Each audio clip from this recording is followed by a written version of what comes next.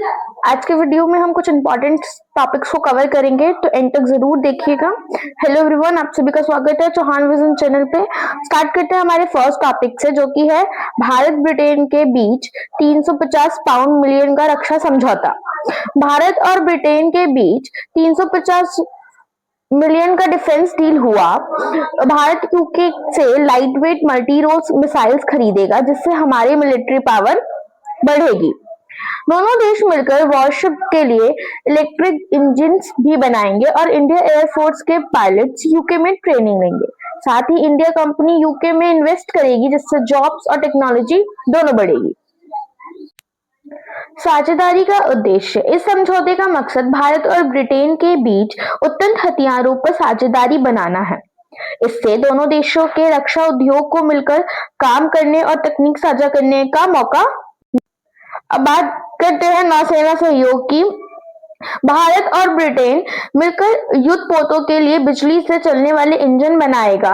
इस परियोजना की शुरुआत लागत 250 पाउंड मिलियन है। इसे आगे बढ़ाने के लिए दोनों देशों ने एक खास समझौते पर दस्तखत किए हैं।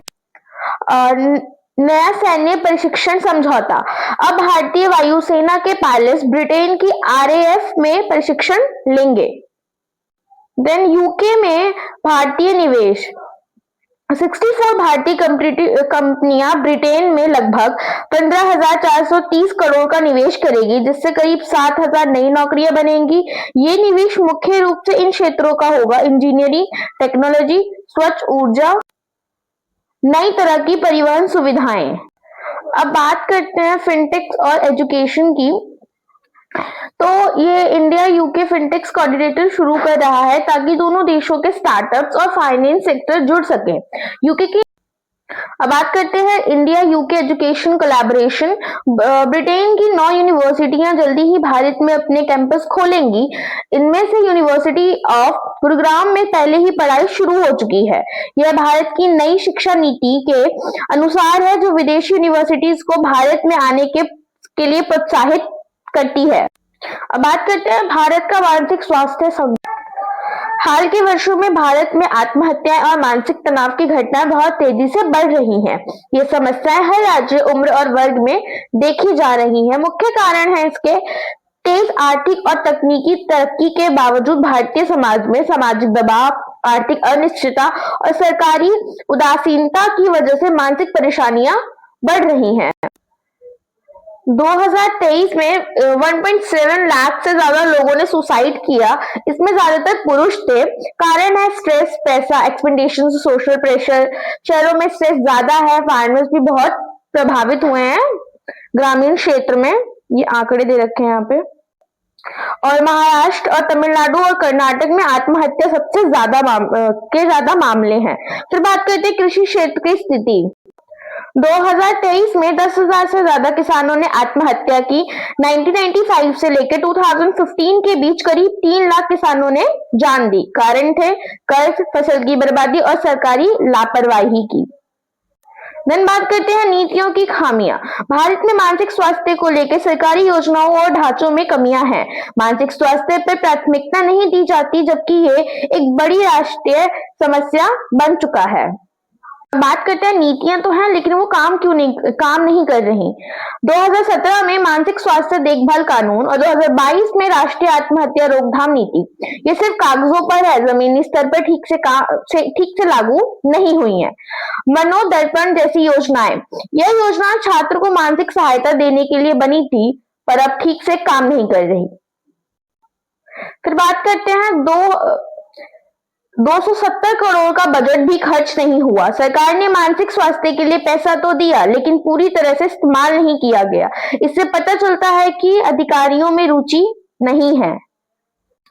स्कूल, कॉलेजेस और कोचिंग सेंटर्स में काउंसलिंग केवल औपचारिक है। कई जगहों पर बिना प्रशिक्षण लोगों से परामर्श करवाया जा रहा है, जो सही नहीं है। बात करते हैं दांत और तनाव के बारे में।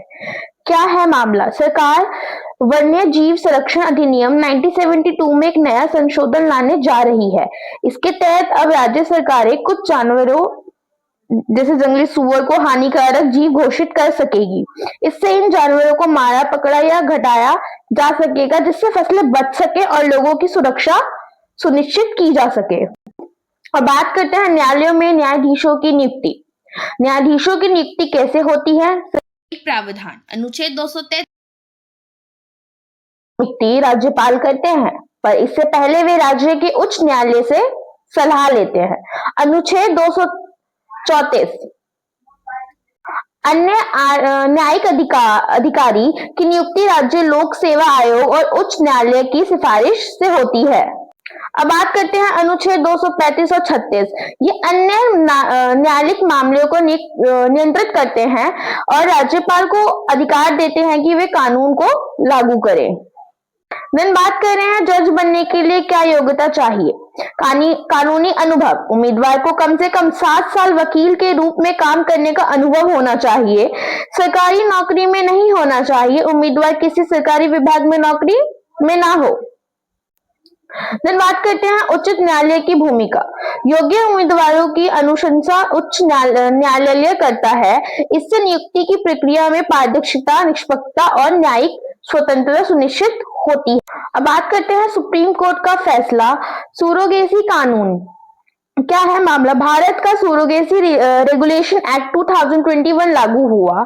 इसमें कुछ उम्र और अन्य नियम तय किए गए। सरकार चाहती थी कि ये नियम पहले से चल रही सूरोगेसी प्रक्रिया पर भी लागू हो। सुप्रीम कोर्ट ने इसे गलत बताया। सुप्रीम कोर्ट ने का कहना पिछली तारीख से कानून से सही नहीं। अगर कोई कानून पहले किए गए कानून को अवैध बना दे तो ये न्याय के खिलाफ है। प्रजनन का अधिकार मौलिक अधिकार। बच्चा पैदा करने का निर्णय हर व्यक्ति की निजी स्वतंत्रता आर्टिकल 21 का हिस्सा है। अब करते हैं जैव विविधता योजना। भारत सरकार ने 2025 से 2030 तक के लिए एक 5 साल की योजना बनाई है जिसका नाम national red list assessment road map. उद्देश्य है इसका भारत में पाए जाने वाले 7,000 पौधों की और 4,000 जानवर की लुप्त होने की आशंका का आकलन करना। अब बात करते हैं जैव विविधता में भारत की भूमिका। भारत दुनिया के 17 मेगा बायोडायमेटिक देशों में से एक है। 8% वनस्पतियां, 7.5% जीव जंतु भारत में पाए जाते हैं। भारत में 4 जैव विविधता है, जैसे कि हिमालय क्षेत्र, पश्चिमी घाट, सुंदरवन। फिलहाल की स्थिति IUCN में ग्लोबल रेड लिस्ट में भारत के सिर्फ 6.33% पौधे और 7.2% जानवरों की मूल्यांकन हुआ है। मुख्य एजेंसियां BSI पौधों का मूल्यांकन करेगा, ZSI जानवरों का मूल्यांकन करेगा। यह पूरी प्रक्रिया IUCN की 5 चरणीय प्रक्रिया पर आधारित होगी। अब बात करते हैं AMR। AMR क्या है? जब बैक्टीरिया, फंगस या दूसरे सूक्ष्म जीव दवाओं के खिलाफ असरदार नहीं रह पाते तो उसे AMR कहते हैं, यानी दवा काम करना बंद कर देती है। अब बात करते हैं AMR बढ़ाने के मुख्य कारण। दवाओं का जरूरत से ज्यादा गलत इस्तेमाल इंसानों, जानवरों और खेती पे। अस्पतालों में संक्रमण रोगों की कमजोर व्यवस्था। 75% ज्यादा एंटीबायोटिक दवाएं बिना ठीक से नष्ट हुए जल स्रोतों में पहुंचती हैं। कुछ बीमारियों में दवाओं के इस्तेमाल की कोई स्पष्ट समय सीमा नहीं तय की गई। AMR के नुकसान। इलाज मुश्किल और लंबा हो जाता है। मरीजों को अस्पताल से ज्यादा दिन रहना पड़ता है, खर्च बढ़ता है। आम दवाएं असर नहीं करती, जो डॉक्टरों को महंगी और गंभीर दवाओं का सहारा लेना पड़ता है। लोगों की आमदनी का बड़ा हिस्सा इलाज पर खर्च होता है। अगर MR रोकी नहीं गई, 2030 तक वैश्विक GDP को 1 से 3.4 ट्रिलियन डॉलर का नुकसान हो सकता है। नई दवाइयों का संकट।